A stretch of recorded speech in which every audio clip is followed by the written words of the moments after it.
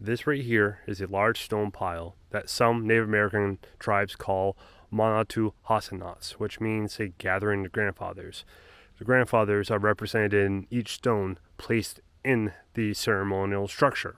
But most likely we have three connections here: the underworld with the swamp right there, our world with the stones, and the sky world with a solar alignment that this most likely has.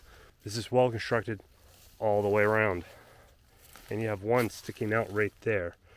If anything, that right there is probably a solar alignment to that one right there. Because I've been noticing any stone that sticks out or protrudes away from the stonework usually has some kind of alignment to it. But as you can see, this one's kind of a mess. Large tree on top of it. And like other places that I have checked out, this one has smaller stones placed on top. The smaller stones are prayers in stone to the ancestors, to the grandfathers. Now this is an interesting feature right here. You have, I'm guessing this is a spring head right there where that notch is. Because if you look above, let's see if I can walk over. You look above, it's dry. But this water is flowing out of this niche pretty much right there, and the water just flows right down into the bog down below where the other stone pile is. But this one right here is much lower, smaller construction, even with the stones, much smaller, but again, it's well built all the way around. Now I was just down there at that spring and the little stone pile, the little Manatuhasut, follow this logging road to another one right here. This one is a bit taller, a little bit larger stones than the one right down the road, down the path I should say, but still, it's built well, still standing strong, and I've seen examples of this before. It looks like it's been knocked over time, but some researchers believe that symbolizes an egg hatching and the yolk spilling out, or when an animal comes out of the egg, it just kind of collapses the egg. So this could be a repetition of an egg that has been opened and hatched.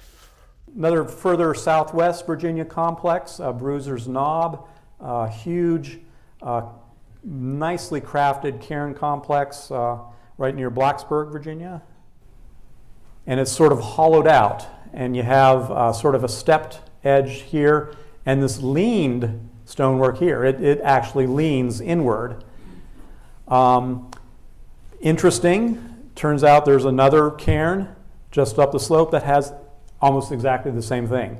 So I don't think it's a remnant of partial collapse or something. I think this was intentionally constructed with this form.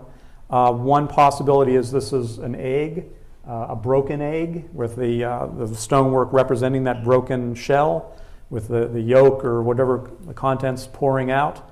I haven't really gone that far, and I've seen one at the edge of the bog, one by the spring, one right over there, and this one right here. And this one looks like it's fairly tall. I'm actually standing on part of it. It looks like it's two-tier here. You can see some stones right there, and it goes up to there. Again, well built. A little bit harder to see this one because loggers threw fallen trees on top of it. And once again, as you can see from that side all the way around, is well built like the rest of them on this one little section of land. So you can see that one right there. Turn, there's one more right here. Wow, there it is. All over the place here. Oh, this one's a beautiful one. Look how well this one's still standing.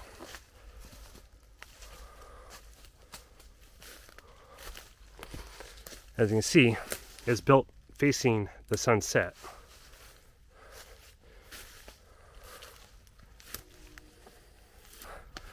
Well built exterior wall with smaller stones setting on top. These are the prayers in stone to the ancestors. Yeah, this is an amazing site right here. There's a lot more to be found, but for today, I think this is a good start. I'm gonna keep coming back. I'll probably come back this winter when a lot of this vegetation is gone, so I can get a better vantage point of the landscape and find more of these a lot easier.